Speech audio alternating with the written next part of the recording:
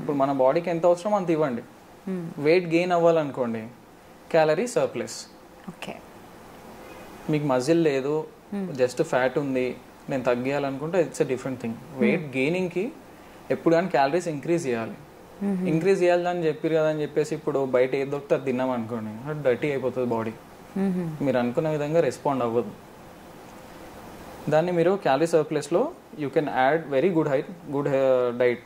Vegetables add చేసుకోవచ్చు, peanut butter, eggs, high calorie content లాగా butter కానీ చీజ్ కానీ వీళ్ళు ఫస్ట్ నార్మల్గా చేస్తారు. ఇంకొకటి వెయిట్ గెయినింగ్లో మనం ఫ్రైడ్ ఫుడ్ అసలు తినొద్దు. ఫ్రైడ్ రైస్, ఫర్మెంటెడ్ ఫ్రైడ్, ఇంకొకటి అంటే ఇంట్లో చేసుకున్న ఫ్రైడ్ రైస్ కూడా అసలు ఫుడ్ మీరు ఫ్రై చేయొద్దు.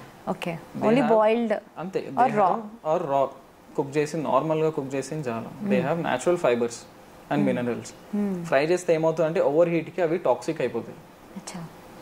ఇవన్నీ నేను చిన్నప్పుడు చేసుకున్నా, అరే తినమన్నారు అని చెప్పేసి పన్నీర్ ఫుల్ ఫ్రై చేసి తింటుండే. I get zero results and digest అవ్వడంలో కూడా చాలా టైం పట్టింది. తర్వాత పన్నీర్ బాయిల్ కానీ జస్ట్ బటర్లో కాసేపు అటు ఇటు తిప్పేసి తింటే ఇట్ వాస్ గుడ్.